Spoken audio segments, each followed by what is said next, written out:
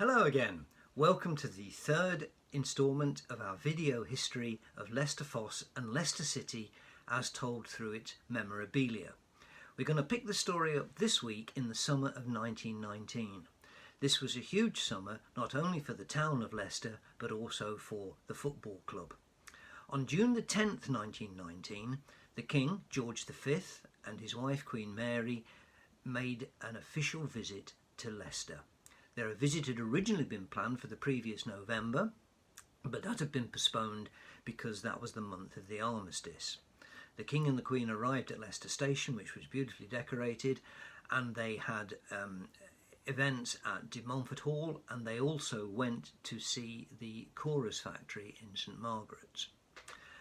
4 days after the visit, on June the 14th, 1919, the Lord Mayor of Leicester received a letter from the Home Secretary, and it informed the Lord Mayor that the town of Leicester was going to be upgraded to a city. So the decision to make Leicester into a city in the summer of 1919 had a big influence on the football club Leicester Fosse, which was in its last days. A few weeks before the King's visit, the directors of Leicester Fosse realised that they were in dire straits and that they wouldn't be able to continue in their present form. They were over £3,000 in debt, which is about £300,000 or more than that really by today's money, and an extraordinary general meeting was held on the 16th of May 1919 at the offices of a prominent local solicitor called Herbert Simpson, who later went on to become Lord Mayor of Leicester and a Deputy Lord Lieutenant of Leicestershire. This meeting was held in the Roughton buildings in Horsefair Street. The building is still there. It's situated just behind the town hall. And at this meeting, the old Leicester Fosse Club was wound up.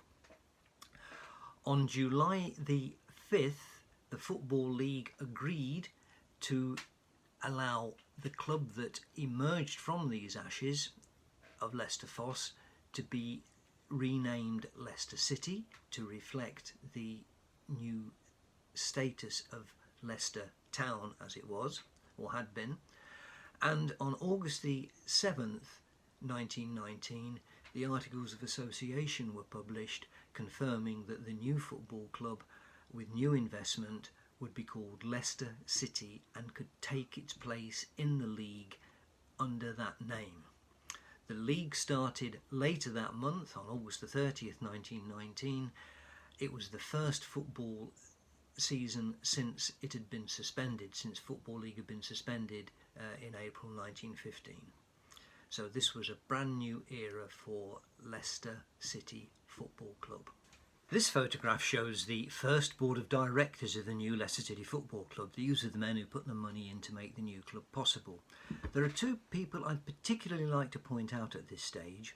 On the front row, second from the right, is a man called William Archibald Jennings, and on the top row, third from the left, is a man called Arthur Needham. These two people were key to the development of Leicester City, and I'd like to spend a little bit of time talking about them now.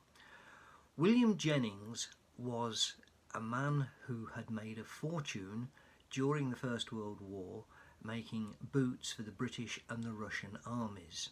He lived in a magnificent house called the Shrubbery, which was situated on the London Road at the foot where the junction with Clarendon Park Road is. There's now a block of flats there called Stonygate Court. This house was magnificent. It had a wonderful set of gardens as well, designed by Joseph Paxton, the famous gardener from Chatsworth House. We have recently had contact with William's granddaughter Anne Sharp and great-granddaughter Christine Gross, who provided us with some superb and previously unpublished pictures of the Shrubbery, which you can see here. You can see the outside of the building, and also several pictures of rooms inside, one of which is here, sumptuously furnished, as you can see. Now, William had started his first boot and shoe factory on the north side of Leicester at the age of 18, and by 1917 he moved to much bigger premises on Harrison Road, just off the Melton Road, still on the north side of the city. The factory is still there. As I say, he made a lot of money making boots for the British and the Russian armies, and after the First World War he was able to break into the American market, specialising in children's shoes. Sadly, at the age of 49, only 2 years after having established Leicester City, or having helped establish Leicester City, William died, and his grave can be seen in the Welford Road Cemetery, and he is also listed as one of the 100 most prominent Leicester citizens to be buried in that cemetery, as this plaque here indicates. The other gentleman, Arthur Needham, was also a man who made a fortune in the boot and shoe industry, which was Leicester's prominent industry at the beginning of the 20th century. 25,000 people or more worked in the boot and shoe industry in Leicester in those days. And he pioneered a sole cutting technique, and he set up a business called the Leicester Caster Sole Cutting Company, and the offices, or the factory rather, was in Humberston Gate, opposite near the Weybridge, the old Weybridge, opposite the old Palais de dance hall. And here we have a picture of his factory as it then was, and we also have a picture of one of his delivery vans from this time, the early 1920s. These pictures have been provided by his granddaughter, Jane Palmer, who herself was the daughter of W.S.G. Needham, who was Arthur Needham's son, and the Needhams between them were directors of this club for many, many decades. Leicester City's first game, under the name of Leicester City, was the opening fixture of the 1919-1920 season, the first season after the First World War. It was a home game at Filbert Street in front of about 10,000 people. It was against Wolverhampton Wanderers, and the new Leicester City lost 2-1. The team would have been wearing an unfamiliar blue and white striped shirt. These had been introduced during the First World War, and the team continued to wear these through until 1922. It was because there was a shortage of blue dye after the First World War and during the First World War, and as a compromise these blue and white shirts were designed. Now, on the day of that first fixture against Wolves, which was August the 30th, 1919, there was a very small newspaper report buried at the bottom of one of the inside pages of the Leicester Mercury, announcing the appointment of Leicester City's first manager, but it didn't reveal his name. In fact, his name wasn't revealed until a couple of weeks later. But the man that the directors had appointed, and it really was an inspired appointment, was a man called Peter Hodge. Peter Hodge was a Scot. He had been a referee in Scotland. He had been secretary at Dunfermline. He had managed Wraith Rovers and taken them into the top flight of Scottish football. And then he'd come to England and had been manager of Stoke City, who reclaimed their place in the Football League under his guidance. He was a very good judge of a player, as we'll see in a few minutes. Leicester's first away game, the following week after the Wolverhampton game, was against Tottenham Hotspur. In the club's archives, we are fortunate to have the programme from this first away fixture. It's worth quite a lot of money. On the cover there is a cartoon which is typical of the time, a couple of young lads representing Leicester Fosse contemplating stealing a couple of points off the counter of a cockerel. Tottenham Hotspur's obviously emblem was a cockerel, and it's a typical cartoon and typical style of the day. Unfortunately, Leicester didn't steal a couple of points. They lost that game 4-0. Peter Hodge's influence soon became apparent though. In December he signed a goal-scoring Scottish centre-forward called Jock Patterson, who scored the first hat-trick for Leicester City.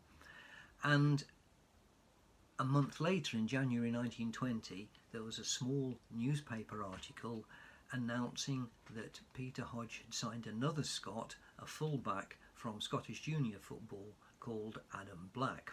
Now, Adam Black went on to make more league appearances for Leicester City than any other player in the club's history. Graham Cross made more appearances in total, but Adam Black made 528 league appearances. He was a young man. He had fought throughout the First World War on the Western Front. He was a war hero. He had won the Distinguished Conduct Medal for an act of outstanding bravery and gallantry in March 1918 on the night of the Ludendorff Offensive. And his medals are at Stirling Castle at the regimental headquarters of the Argyll and Southern Regiment. There's an action picture of Adam here, and we also have in the club's archives, or the club's collection, a medal he won for his club Bathgate just before he signed for Leicester City, and we can see that here. One of the highlights of Leicester City's first season as Leicester City, the 1919-1920 season, was an FA Cup tie at Stamford Bridge in February 1920. Now this game was special because it was graced by the presence of King George V, and to mark the occasion there was a limited edition of very specially produced silk programmes with the teams from both sides embroidered into the silk. We're very fortunate at the club to have one of these in our collection. It's on display and reception. It was donated to the club by Irene Tate of Ibstock, whose father was Chelsea's right half Dickie on that day. Leicester's outside right on that day was George Douglas. He had played for Leicester Fosse before the war and had scored Leicester City's first ever goal as Leicester City in the opening fixture of the 1919-1920 season against Wolverhampton Wanderers. A few years ago his grandson Stephen came into the club and donated to the club some remarkable memorabilia relating to George's career. One of them is this photograph of George being presented to the King, and you can see William Jennings with his back to the camera too. Stephen also, amongst many items of memorabilia relating to George's career, gave us, and this is also on display in reception, his England amateur international shirt crest, and as well as that some of his contracts both for Leicester Fosse and for Leicester City. So we're very privileged really to have these items of memorabilia relating to this game. We have another item in the club's collections relating to George Douglas, but this wasn't donated by George's family, but by the family of Andrew and John Roxburgh, who were two players who played for Leicester City between 1920 and 1922. This is a metallic matchbox holder which was produced for George Douglas's benefit match in September 1920. On the front cover of this, as you can see from the picture, there's a picture of George himself, and then on the reverse side, which we can't see, is a picture of the Leicester City side, resplendent in their blue and white striped shirts, the ones we mentioned earlier. This was presented to the club by the son of Andrew Roxburgh, John Roxburgh, the same name as Andrew's brother, which is all very confusing. Andrew is quite a significant figure in the history of Leicestershire sport because he is the only man who played in the first team for both Leicester City and for Leicester Tigers. He gave up playing for Leicester City when he was injured, and he felt that he would stand less chance of being injured playing for rugby, which was another game at which he excelled. His brother John did stay on playing for Leicester City, and he eventually moved to Aston Villa. Andrew's son John also showed the club a remarkable newspaper fragment which had been in Andrew's wallet for 60 years, and it showed a picture of Andrew coming off the pitch with his brother John, because they did play in several games together, one of the few occasions when siblings did play in the first team at Leicester City. It shows a picture of the two of them coming off the pitch after a match against Clapton Orient. Andrew's son John also showed us evidence of the team that Andrew was in, the reserve team that Andrew was in 1920-1921, which won the reserve title. You can see that medal here. Now, I mentioned earlier that Peter Hodge was a great judge of footballing talent, and After having signed Adam Black and Jock Patterson, who we mentioned earlier, he also then made 3 incredibly significant signings. One was Johnny Duncan, who came from Wraith Rovers with his brother Tom, and Johnny went on to be captain of the side which won the title, the second division title in 1925, and very nearly won the first division title in 1929. He was also Leicester City's manager when they got to their first ever FA Cup final in 1949, so he really was a big name at the club. Another key signing was in 1923 when Hugh Adcock joined the club. Now, he was a local lad. He had been working in the mines near Colville. He went on to make 460 appearances for Leicester City. He went on to win 5 England caps, and he played at Leicester from 1923 till 1935, and he was another true great at the club who did an awful lot to establish Leicester City as a force in the land. And the third signing, also made in 1923, was of Arthur Chandler. He was a record goal scorer for the club. He scored 273 goals. Only Arthur Rowley with his 265 many years later came anywhere close to this, and he again played at the club from 1923 to 1935. Now, these 3 players, together with others, went on to usher in the very first golden age of Leicester City. They became one of the best teams in the land from the mid to the late 1920s, and we will tell the story of this first golden age of Leicester City's history next week, and we'll tell the story again through looking at memorabilia, which very few people, to be fair, have actually seen. So until then, look forward to seeing you again next week. Take care.